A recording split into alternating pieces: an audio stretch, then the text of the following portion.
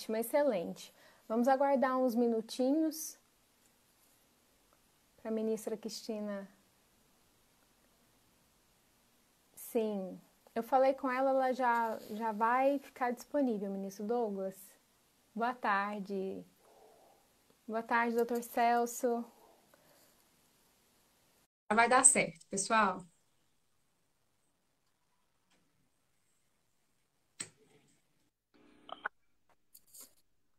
Ministra Alô. Cristina. Consegui entrar? Conseguiu, tá online, tá conosco Tá. agora. Tu sabe que eu nem botei a senha. Ah, porque ficou salvo então no seu Ficou aplicativo. salvo, isso que eu queria te dizer, não veio a senha, mas eu entrei. Agora vamos posicionar aqui como Certo. ficar bem.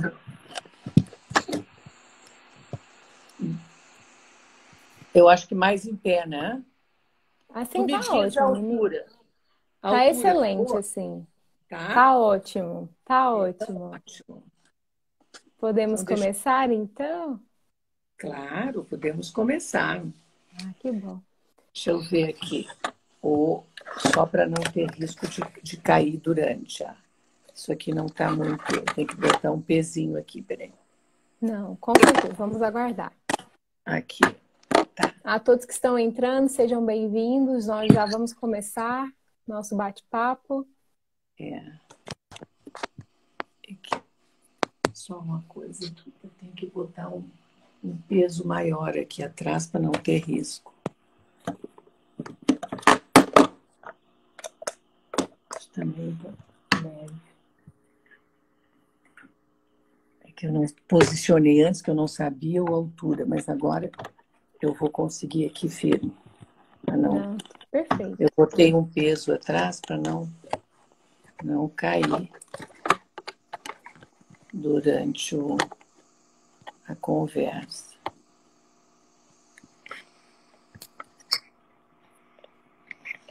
Boa tarde a todos que estão entrando. Carlos Assim? Alexandre, Leif. Excelente, ministra. Ficou perfeito. Podemos começar, Podemos então? começar.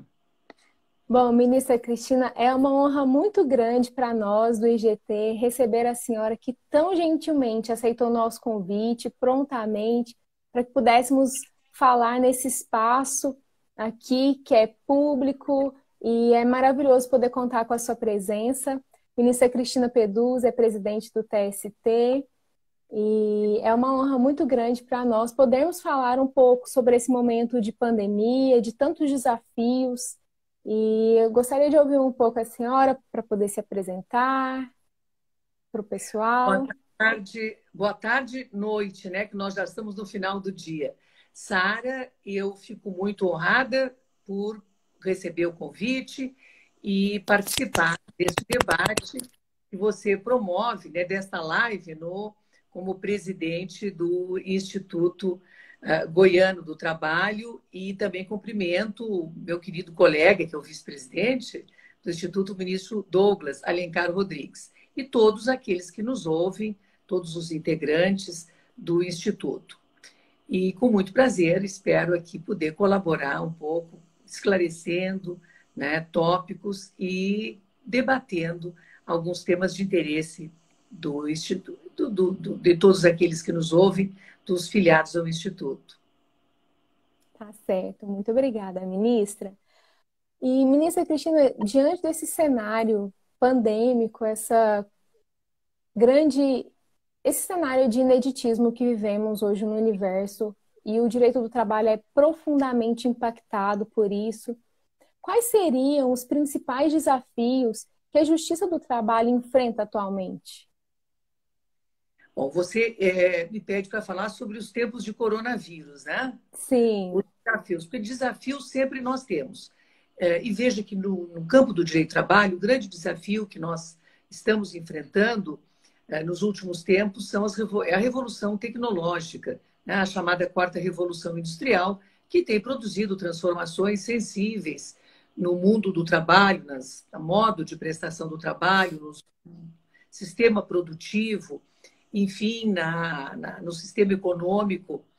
E este é um debate muito importante. Agora, hoje nós estamos com o grande problema da pandemia. E a Justiça do Trabalho tem uma preocupação, digamos assim, prioritária, que é continuar prestando a jurisdição. Então, não só o Tribunal Superior do Trabalho, como os tribunais regionais, o primeiro grau, nós estamos às voltas com o jurisdicionado em proporcionar uma sequência, na medida do possível, da prestação jurisdicional, né? Porque o Poder Judiciário não pode parar, e ele não parou, apesar do coronavírus.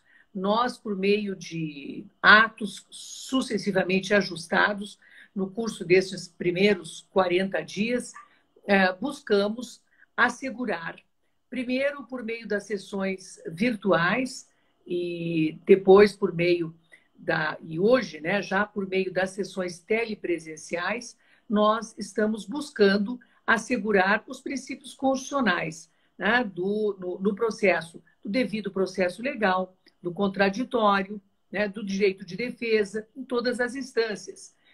E por meio desses atos, que eu digo que se sucedem, porque nós vamos aperfeiçoando na medida em que a nossa tecnologia permite, nós hoje, até ele terá que ter alguns ajustes, nós temos, por último, o ato 159, no que diz com a prestação jurisdicional, que disciplina as sessões telepresenciais, que estão ocorrendo não só no TST, mas também nos tribunais regionais do trabalho.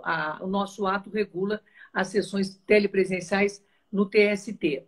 E veja que o último, acho que até nem faz parte dessa pergunta, tantos detalhes, mas nós tivemos 3 preocupações principais. Primeiro, assegurar condições de prestar um trabalho remoto, o mais próximo possível do trabalho presencial. E as sessões telepresenciais, que já inauguramos esta semana no TST, que já está com o calendário divulgado por meio do site, ela tenta essa aproximação, porque a sessão virtual ela é muito exitosa. Nós julgamos, neste período de 40 dias, com a epidemia, se comparado com o do ano passado, o mesmo período, julgamos 38% a mais. Mas aqueles processos com mais complexidade precisam de uma sessão onde o advogado participe, faça sustentação oral, o Ministério Público, e por meio da telepresencial nós estamos, então, buscando aproximar-nos da normalidade.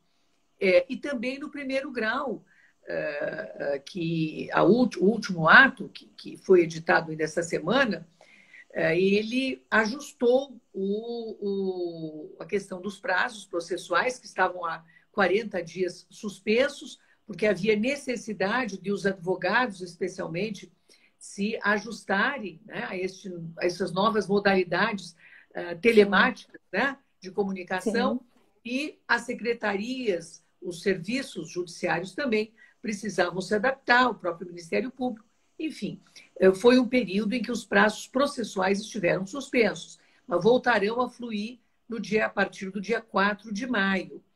Por quê? Porque o nosso crédito tem natureza alimentar. Não podemos publicar decisões, publicar acórdãos e os prazos não fluírem, as decisões não serem executadas. Então, a partir do dia 4 de maio, os prazos processuais voltam a correr. Mas mantemos, por uma necessidade, né, preconizada pela Organização Mundial da Saúde, o nosso trabalho remoto e por meio agora telepresencial. Até nas audiências eu sei da preocupação que causou essa possibilidade, mas não vou aqui também falar sobre tudo, vou lhe dar a oportunidade de fazer outras perguntas. Mas no substancial, a avaliação é de que o desafio hoje é dobrado e nós estamos tentando vencer as dificuldades, né? E prestar jurisdição. Muito obrigada, ministra. Aqueles que nos acompanham, nós estamos aqui na live do IGT, o Instituto Goiano de Direito do Trabalho, com a presidente do Tribunal Superior do Trabalho, ministra Cristina Peduzzi, que está aqui conosco para trazer mais informações, compartilhar. E, de fato, essa semana eu até acompanhei pelo canal do TST no YouTube a primeira sessão telepresencial do TST, pela 7ª turma. E isso acaba aproximando muito a população, porque existe um ar de distanciamento, de dificuldade do acesso à justiça, e talvez esse momento ele trouxe algo muito bom, né, a ser acrescentado, que hoje as partes conseguem acessar, conseguem participar, se sentem mais presentes mesmo nos processos. Elas conseguem realmente entender a mecânica do processo, a forma como tudo funciona. E é um tempo de adaptação, não é mesmo, ministra? Como a senhora bem disse, Nós temos que estamos aprender. tentando, nós estamos exatamente tentando vencer as dificuldades com os instrumentos possíveis. Sim, é Mas verdade. veja que nós editamos sucessivos atos normativos que estão todos podem ser objeto de consulta no site do TST. Isso é importante esclarecer para todos que nos ouvem. Né? Dentro do site tem um item que diz legislação, atos normativos. Então, temos ali os atos que são conjuntos, os atos que são só da presidência. Em cada um deles, nós estamos enfrentando aquela necessidade. Então, dando sequência ao que vínhamos conversando, o último deles restabelece, a partir de 4 de maio, a fluência dos fluxos dos prazos processuais e mantém, não é, o trabalho remoto, exceto para aquelas atividades que precisam, né, que são essenciais no tribunal e que precisam ser asseguradas até para preservar a saúde daqueles que estão nas atividades essenciais e que precisam comparecer presencialmente, não havendo circulação de pessoas, eles estão seguros. Tá? Os próprios secretários que secretariam das turmas, e amanhã das sessões, que nós já estamos também com sessões designadas, SDC primeiro, depois STI1, depois STI2, aí depois o órgão especial por telepresencial, eles precisam ir ao tribunal. Eu até imagino que, dependendo, eu também irei ao tribunal para presidir, não é, as sessões. E vamos, não é, nos adaptando com a segurança que é necessária. Mas o que me parece importante destacar no último ato que foi produzido, que acho que é o número 177, desta semana, que está contemporâneo, né? Foi publicado um dia antes da resolução do CNJ 314, ele contempla a particularidade de uma audiência de instrução. Por exemplo, nós não podemos, porque o próprio Código de Processo Civil, ele prevê, ele disciplina o trabalho por videoconferência. Sim. Não só para depoimento das partes, como também para depoimento das testemunhas, que é a grande questão. Todos os atos processuais hoje, realizados numa audiência, estão previstos no Código de Processo Civil. Neste intuito, certamente, de acompanhar a evolução tecnológica. Então, nós não inovamos ao prever essa possibilidade agora. E tanto é que, sensíveis às dificuldades que podem ocorrer numa instrução complexa, está positivado num artigo, num parágrafo do artigo, que diz que quando o juiz identificar, caso a caso, portanto, individualmente, num caso concreto, dificuldade, ele pode, decorrente da epidemia, ou porque não a testemunha, a parte não pôde se deslocar, ou porque não convém que ela o faça, ou porque não tem condições de em casa ter um instrumento telemático, um computador que lhe assegure, não é, a produção da oitiva, depoimento, o juiz pode suspender não só o prazo processual, como a prática do ato processual. E pode determinar que se aguarde para fazê-lo presencialmente. Então, esta possibilidade, ela está prevista e o juiz é soberano nessa decisão. Não poderíamos aqui estabelecer as hipóteses, mas ele poderá fazê-lo, o desembargador relator no Tribunal Regional poderá, da mesma forma, compreendendo a complexidade e as dificuldades, né, em razão desses nossos problemas hoje emergentes, fazê-lo, suspender ato processual ou suspender o prazo processual. De forma que eu identifico nestes atos que eu tenho uma relação de atos, mas não vou, como eu disse, estão todos disponíveis ou no site do TST ou também do Conselho Superior da Justiça do Trabalho, que disciplinam, e ontem o Corregedor-Geral, o ministro Aloísio, inclusive já expediu também um ato da Corregedoria Geral da Justiça do Trabalho, identificando as particularidades que a Corregedoria entendeu que são necessárias para disciplinar, e porque o Poder Judiciário ele é uniforme, né? Então não pode, num lugar, fazer um tribunal de um jeito, no outro de outra forma. Ele, inclusive, já disciplinou uma série de particularidades que são importantes. De forma que nós estamos correndo contra o tempo, porque é mais difícil o trabalho remoto, mas estamos com o expediente normal o dia todo, estamos recebendo memoriais por e-mail, se precisar, por telefone, por videoconferência. Isso nós vamos até, seria um tema importante, se o advogado desejar, não é, fazê-lo, caso reclama uma videoconferência, ele poderá requerer. Os telefones de contato estão todos no site também, dos gabinetes, de cada um dos ministros, dos serviços do tribunal. Então, nós estamos aqui apostos, engajados, né, na promoção dos princípios, do cumprimento e na satisfação dos princípios constitucionais aqui que referi, que é assegurar todos esses direitos constitucionais processuais às partes, aos advogados. Excelente, ministra Cristina, muito obrigada. Eu acredito que, assim como esse momento que nós estamos vivendo agora de intensas alterações dentro do direito do trabalho, já vivemos um pouco dessa realidade de profundas alterações desde a reforma trabalhista, né? Com o advento da reforma trabalhista, muitas questões foram alteradas dentro do contexto do mundo do trabalho.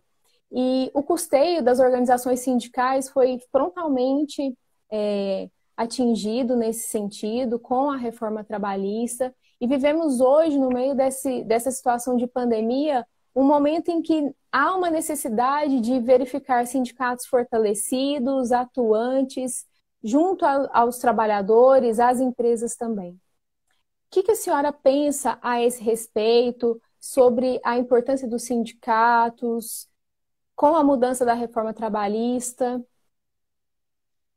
Sem dúvida, isso é muito antigo, de que a união faz a força, né? Então, claro que os sindicatos são importantíssimos, e a própria Constituição de 1988 já dispôs nesse sentido, quando, né, em incisos do artigo 7º, valorizou a negociação coletiva a tal ponto que já há essa previsão constitucional muito anterior à reforma, no sentido de permitir que, em matéria de jornada, em matéria de salário, a negociação coletiva se sobrepusesse à lei, porque as categorias sabem o que é melhor para si. Então, esta valorização do sindicato, ela está prevista na Constituição, está prevista na lei, agora de forma minudente.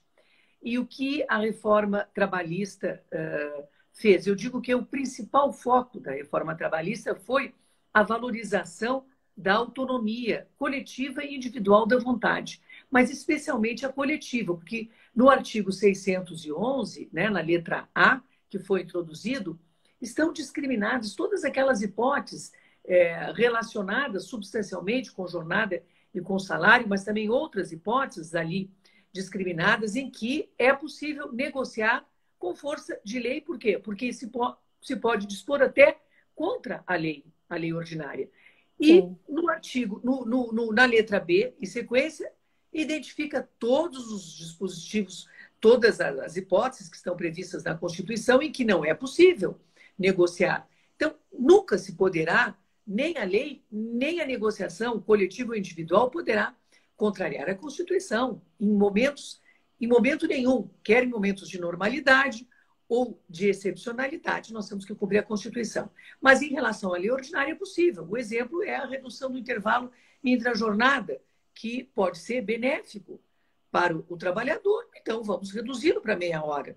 Isso está hoje, né, positivado. Então, isso significa valorizar os sindicatos, valorizar a negociação coletiva e valorizar o sindicato.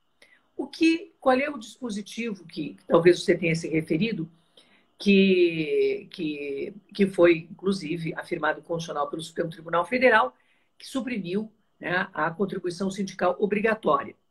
Eu penso que isso não enfraquece o sindicato.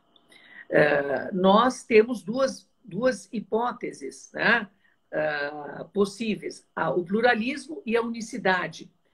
A Convenção 87 da OIT adota o pluralismo. Nós não ratificamos, porque nós temos, inclusive, texto, como sempre tivemos disposição no sentido, temos disposição constitucional no sentido da adoção da unicidade. E outras formas de sustento de contribuição existem, como todos nós sabemos, não é? Inclusive a filiação.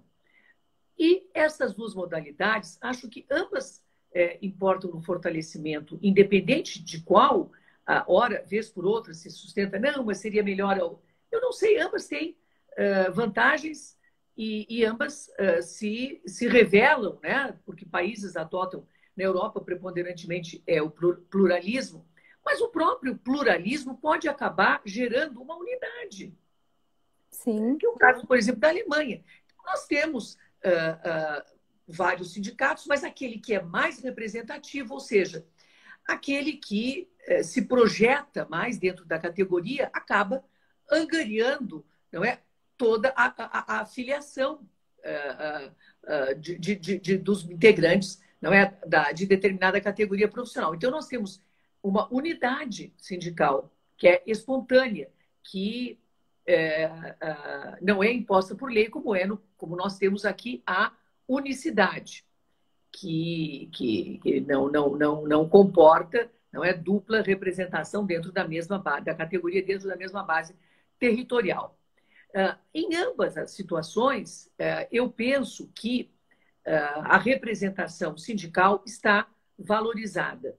E o que importa é que essa representação seja efetiva. Isso é o que tem importância para a categoria, que o sindicato defenda e, nas negociações, negocie para a categoria, quer a profissional, não é? Quer a econômica, porque a negociação entre categorias. E veja que a forma de nós impulsionarmos essa representatividade, especialmente no sistema da unicidade, que é o nosso, é a participação em assembleias. Sim. O que a lei diz? Na primeira, eu acho que é o artigo 859, ele fala, na primeira convocação, os associados. Na segunda, os presentes. Ou seja, quem integra uma categoria, quem não é associado, pode comparecer. Agora, a filiação espontânea, na medida em que o sindicato ele está produzindo um resultado para a categoria, ela vai ocorrer. E há outras formas. Não está proibida a contribuição negocial, desde que seja previamente autorizada e expressamente autorizada. Então, há outras formas de subsistência. Mas a participação efetiva nas assembleias também é uma forma de efetivar e fortalecer a representação sindical. Seriam essas considerações. Excelente, ministra. Muito obrigada. Ainda falando sobre reforma trabalhista, como está funcionando a transcendência no TST? A advocacia confessa uma imensa dificuldade em compreender a transcendência, até pela própria divergência existente entre os ministros. É possível esperar algum critério de uniformização para que possamos fazer os nossos recursos subirem, ministra? Olha, eu resisti quase 20 anos, com sucesso. Quando eu já estou há quase 19 anos integrando o Tribunal Superior do Trabalho. E antes advoguei, muitos anos. E eu lembro que primeiro havia um projeto de lei, estou falando de 20 anos atrás, havia um projeto de lei que acabou sendo arquivado, que propunha esse instituto, a adoção desse instituto.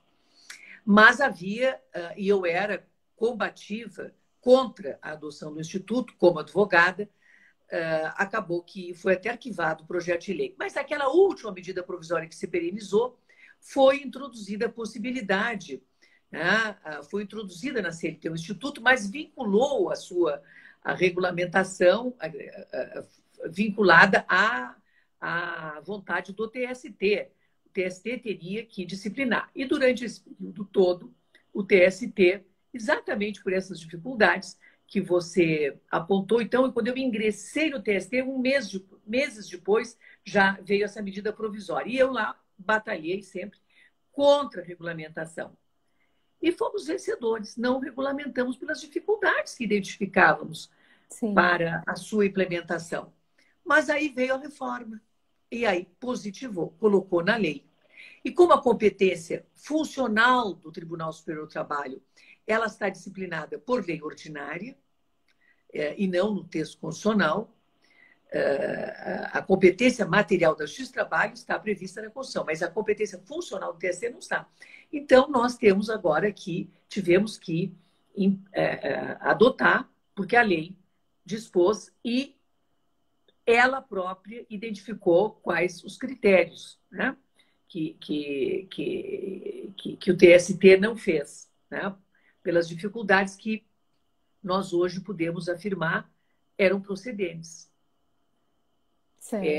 É muito difícil, eu confesso, ter um critério objetivo, um critério, digamos, uniforme para a aplicação do Instituto da Transcendência. Porque se diz, não, mas existe no Supremo Tribunal Federal a arguição de relevância, temos a repercussão geral. Então, não há novidade na transcendência. Há novidade, sim.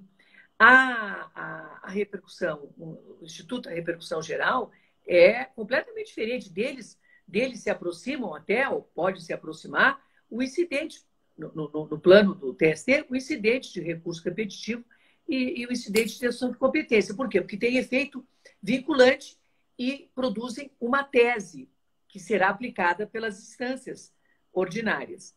No caso da transcendência, não é isso. Não se firma a tese, ela não é vinculante. O próprio relator pode, em determinado momento, considerar uma matéria transcendente, num momento posterior, desconsiderar, achar que não é transcendente. Então, não há uma segurança jurídica. E a segurança jurídica é um princípio constitucional que nós devemos sempre reverenciar, né? Porque a sociedade precisa dessa segurança jurídica por parte do Poder Judiciário, né? Que é uno, portanto, tem que dar previsibilidade às suas decisões. Então, este mecanismo da transcendência, ele, na verdade, é um gerenciamento, ele é operacional, ele busca facilitar, não é? Digamos, o julgamento de processos.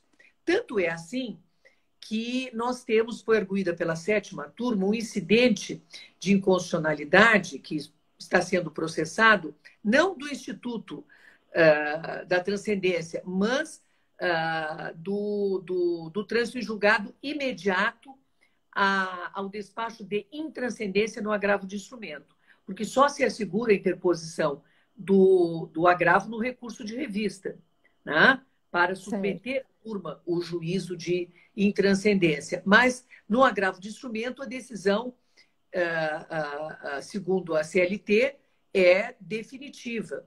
E muitos processos já estavam baixando e começou aí a discussão e hoje nós temos, então, este incidente para o agravo de instrumento, sustentando que deve haver uma revisão da intranscendência por parte da turma.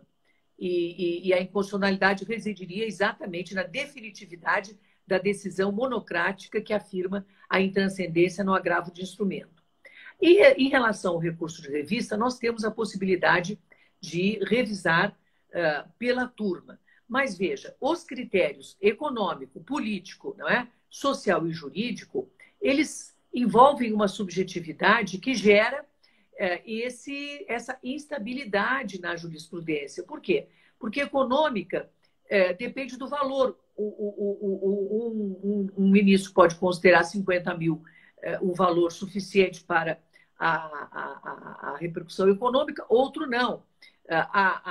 Em relação à política, que fala, né, em respeito à súmula do TST ou do Supremo, veja que o próprio entendimento do tribunal preponderante na aplicação da transcendência é considerar qualquer desrespeito à jurisprudência do tribunal.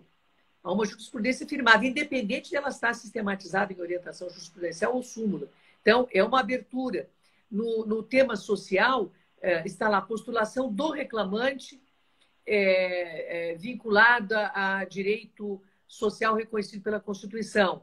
Alguns relatores, eles entendem que, pelo princípio da isonomia, independente de quem recorre, né, se é um direito social assegurado pela Constituição, reconhecido, que está sendo contrariado, isso já daria livre curso ao recurso. E, por fim, a jurídica, que diz como uma questão nova, né, relativa à interpretação, também pode comportar subjetivismo. Então, já houve, veja, internamente nós temos, o nosso serviço de jurisprudência, ele é muito eficiente.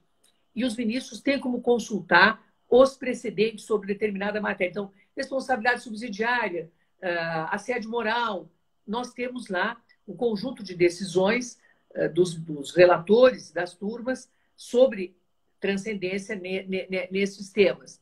Mas, ainda assim, ainda que se admita a uniformização por cada uma das turmas, nunca nós teremos uma vinculação. A outra turma não vai, não cabendo recurso para a sessão, e se coubesse aí também a finalidade, que era imprimir agilidade, estaria, né, eliminada, não obriga a outra turma, não vincula. Então, poderá uma turma decidir pela transcendência econômica, diferentemente de outra. Então, eu concordo que, apesar de muitos entusiastas, há outros que são mais cautelosos, não só no próprio âmbito do tribunal, como no âmbito, não é, da doutrina, em relação ao Instituto da Transcendência. E eu reconheço essas dificuldades. Muito esclarecedora essa, ministra, as suas ponderações, porque, de fato, é uma grande dificuldade, não há um consenso e estamos todos aprendendo, não é mesmo? E um dos temas mais atuais do Poder Judiciário brasileiro é o que denominamos do ativismo judicial, em que parte dos magistrados tem uma postura mais incisiva em relação à interpretação da norma jurídica, muitas vezes invadindo até mesmo esferas do poder legislativo e executivo. E esse tema foi abordado no seu discurso histórico de posse no Tribunal Superior do Trabalho, que eu tive a honra de participar, de assistir. E o que a senhora pensa sobre isso? Esse ativismo, ele é bom ou ruim para a democracia? E como que nós poderíamos identificar esse fenômeno dentro da Justiça do Trabalho? Olha, o fenômeno do ativismo judicial, essa questão é muito interessante e complexa, porque o fenômeno do ativismo judicial, ele tem pelo menos mais de 2 décadas que vem sendo estudado. E o professor Han Hirschel, eu sempre cito, ele examina com muita propriedade o Instituto, porque ele diz, não é por uma vontade dos juízes que o ativismo é praticado hoje em uma centena de países. As cortes supremas, muitas vezes, elas dizem, muitas vezes com frequência, não só no Brasil, isso ocorre nos Estados Unidos, onde, inclusive, a eleição de 2002 foi definida pelo poder, pela Suprema Corte americana. Na Alemanha, e há juristas que dão sustentação teórica a essas decisões ativistas. Então, o que é o ativismo? Sintetizando ao máximo, segundo a definição do professor Han Hirschel, é o juiz dizendo não só sobre o direito, mas também sobre a política. Sobre a política no sentido geral, sobre a economia, sobre a religião, não é? Sobre a política mesmo. Sim. E ele extrapola, portanto, aquela sua função tradicional de dizer apenas sobre o direito. Nós temos aqui exemplos, não é? O Supremo Tribunal Federal está decidindo sobre o aborto, decidiu sobre a possibilidade da antecipação terapêutica do feto anencefalo, sobre a utilização das células embrionárias e cervíveis para fecundação para pesquisas com células-tronco, sobre fidelidade partidária. São questões que o Poder Judiciário é convocado, até porque muitas questões que têm uma versão, digamos, política controvertida, o Poder Legislativo e o Poder Executivo se poupam de decidir uma questão que o Poder Judiciário pode fazê-lo com um desgaste político menor. Né? Então, o ativismo decorreu exatamente não de uma vontade do juiz de dizer sobre questões políticas, mas, sobretudo, sobre digamos, sobre este fato de os próprios poderes, né? Os outros poderes, legislativo, executivo, encaminharem para o Poder Legislativo, o Poder Judiciário, de alguma forma, definir estas questões. E no âmbito do direito do trabalho, no âmbito do Tribunal Superior do Trabalho, da Justiça do Trabalho, nós também identificamos esse fenômeno. Nós temos teorias filosóficas, chamados pós-positivistas, que dão sustentação a uma construção filosófica que aplique, que construa uma regra, uma decisão concreta na ausência de uma regra jurídica e com fundamento num princípio constitucional. Então, princípios constitucionais abstratos, como dignidade, princípio da dignidade da pessoa humana, princípio da isonomia, são princípios que ensejam construções. Então, o princípio da irredutibilidade salarial. Então, não posso, de forma nenhuma, alterar o salário porque eu vou infringir um princípio constitucional. Então, o juiz não aplica uma regra jurídica porque ele faz uma construção filosófica em torno daquele princípio constitucional. O ativismo ele não é conveniente. Ele deve ser evitado. Como diz, eu sempre cito o professor Carl Sustin, ele diz que o juiz tem que julgar o caso concreto. Ele tem que considerar o número de processos que ele tem para julgar, os efeitos das suas decisões e aplicar a regra jurídica. Por isso que ele sustenta que o minimalismo judicial é o adequado para resolver o caso, para dar segurança jurídica. Por quê? O Poder Judiciário é uno, foi isso que eu disse no discurso, a sociedade ela tem que ter segurança jurídica, e a segurança jurídica diz com a previsibilidade, não é, das decisões. Por quê? Porque existe um ordenamento jurídico que o juiz deve aplicar. Né?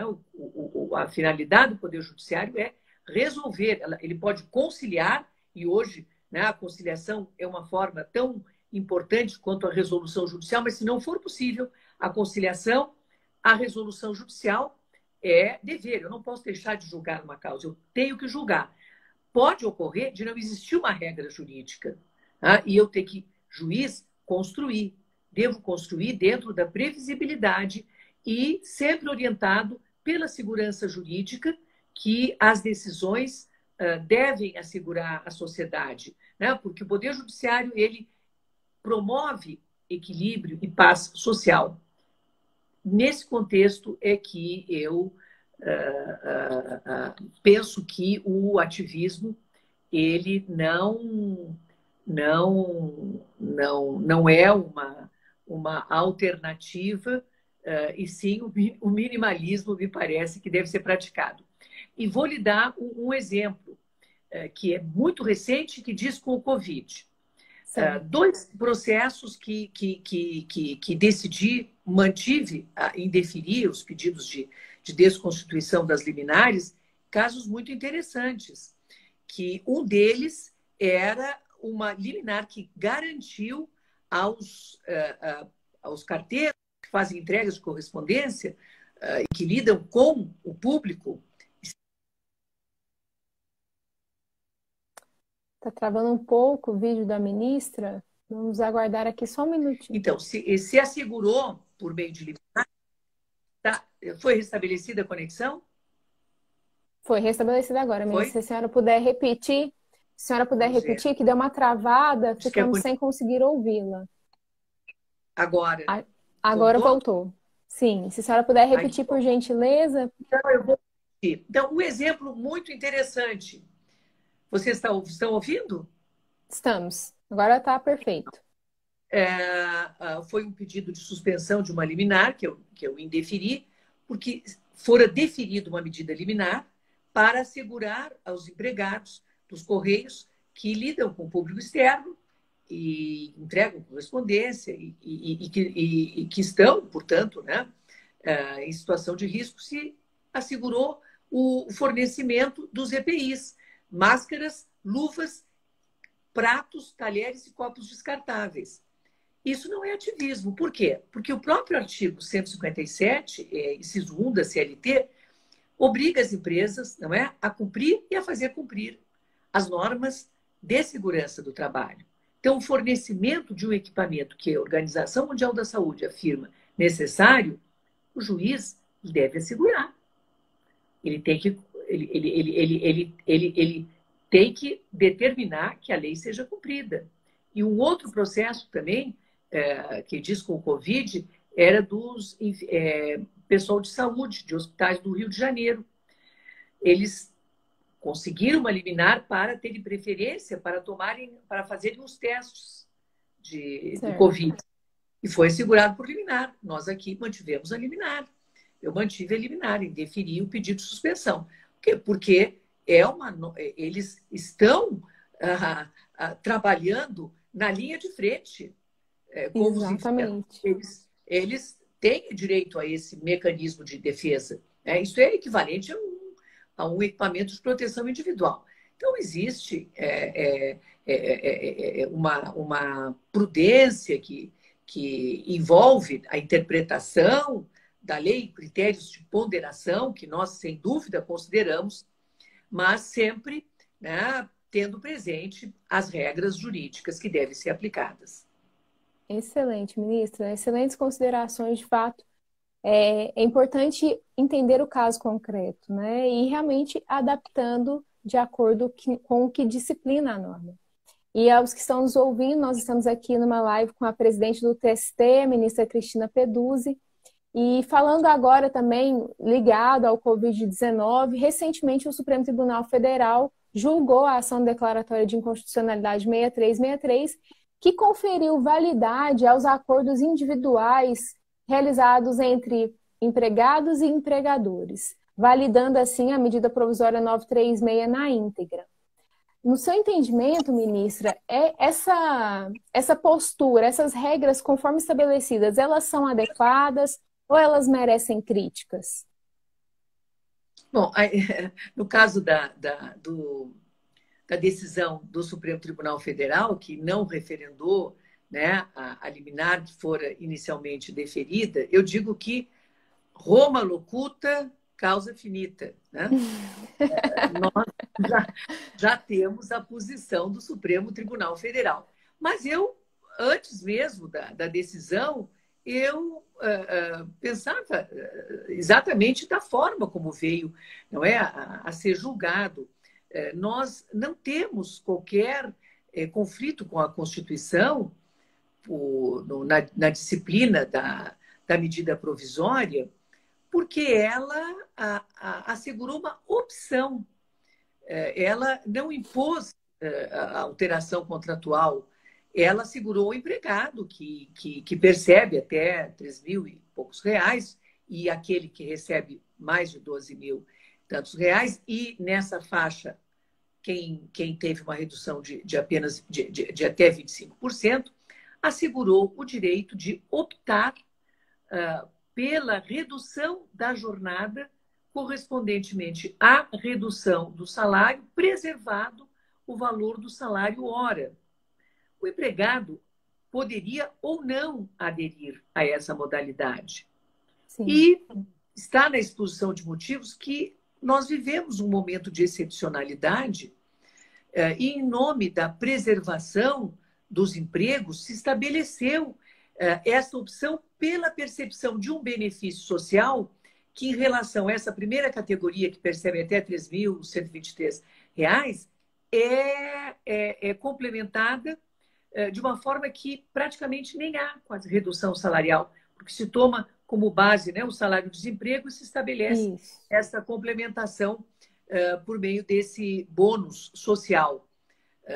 Eu vejo a situação como uma opção que o empregado fará se quiser, considerando o seu interesse de preservar, não é, o emprego, e num momento em que a colaboração entre trabalhadores, empregadores e Estado se identificou de uma forma bem clara nestas disposições que foram postas na medida provisória. Excelente, ministra, muito obrigada. Já estamos nos aproximando do final da nossa live, o tempo passou tão rápido, mas eu gostaria de fazer uma última pergunta, bem rápido mesmo, Claro, ministra. não tenho pressa, não tem problema.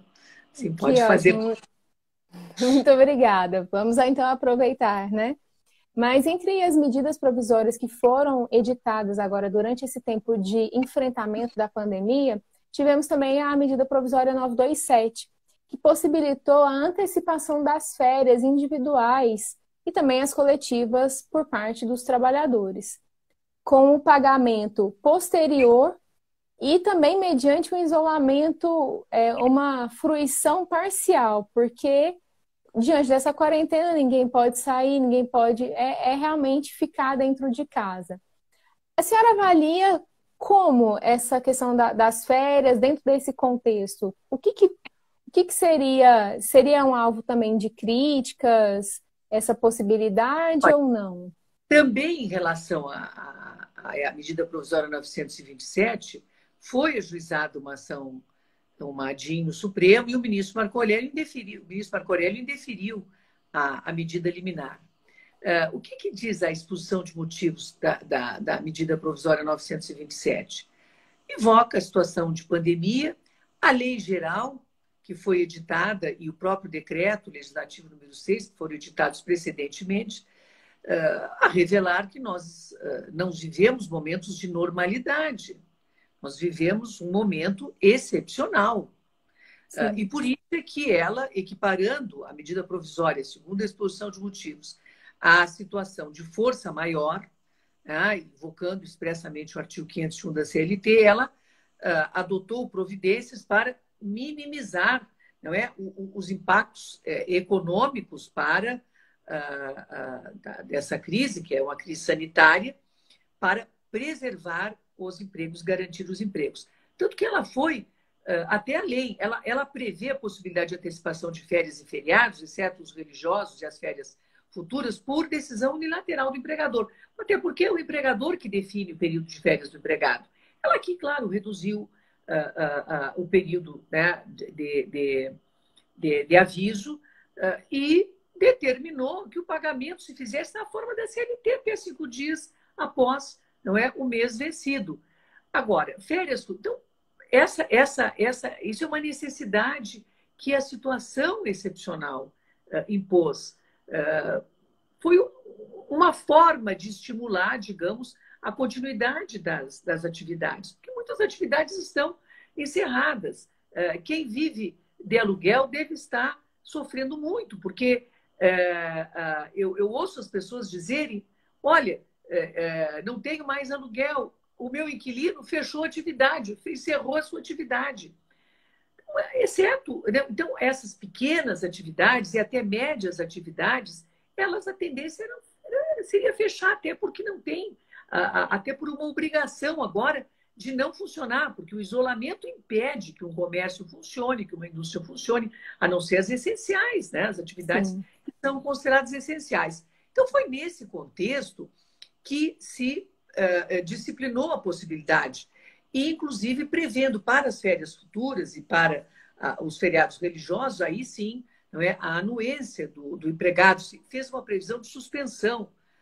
Claro que em épocas normais as férias é para viajar, para passear, mas férias agora foi um mecanismo preservação de emprego. Por isso que eu não posso raciocinar com um instituto que regula situações de normalidade sanitária.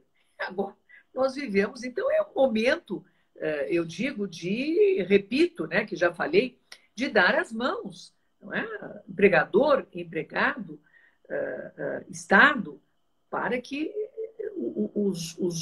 digamos, as consequências sejam minimizadas, as negativas, no máximo possível, cada um colaborando e participando de alguma forma de um sacrifício, né, que alcança toda a sociedade. Excelente. Excelente, ministra. A sua visão realmente é muito, muito equilibrada, ponderada, porque de fato estamos num momento de excepcionalidade. É tempo que todo mundo vai ter que ceder um pouco, empregados, empregadores, o governo, em todas as esferas, todos nós somos realmente impactados por essa pandemia. E creio que pelo avançar do horário, nós estamos chegando ao final. E eu gostaria de, mais uma vez, renovar os votos, os meus agradecimentos mais sinceros, mais profundos, em nome do IGT, que é o Instituto Goiano de Direito do Trabalho. Foi maravilhoso poder contar com a sua presença aqui, ministra. A senhora é, assim, uma pessoa que eu admiro profundamente, é um exemplo mesmo, é uma mulher muito forte, inteligente, que eu tenho, assim, todos os louros possíveis. E eu gostaria de publicamente aproveitar e renovar o convite a Vossa Excelência para que participe do Congresso do IGT. Agora mudamos a data. Será aí no segundo semestre de 2020. Nós ficaríamos muito honrados, enquanto Instituto, que a senhora participe conosco da conferência de abertura ou do encerramento, conforme a disponibilidade da sua agenda. E muito, muito obrigada pelo seu tempo, por estar aqui conosco, compartilhando o seu conhecimento. Muito obrigada, ministra. Eu que agradeço, Sara, você que é uma jovem talentosa e com certeza aí promovendo nessas atividades todas do Instituto com tanto vigor e apesar dessa crise. E se Deus quiser, que Deus nos dê vida e que possamos então presencialmente, não é, celebrar, não é, a superação, se Deus permitir, vamos. Temos confiança que vamos conseguir. E eu agradeço pelo convite antecipado e fico na expectativa de que até lá nós possamos mesmo concretizar o encontro presencialmente. Sim. Muito obrigada. Muito obrigada, ministra. Obrigada a todos que estão aqui nos assistindo e façamos votos mesmo para que passamos por essa quarentena. O direito do trabalho está sendo cada vez mais fortalecido. Vamos aprender muito e ainda refletir muito sobre os tempos atuais. Obrigada a todos os presentes, obrigada, ministro Douglas, por estar aqui, por participar. Eu falo que o ministro Douglas, o IGT sem o ministro Douglas não existe. Então, muito obrigada mais uma vez. Ministra, vai cair a qualquer momento, então eu vou encerrar. Um abraço a todos. Obrigada, tchau, tchau.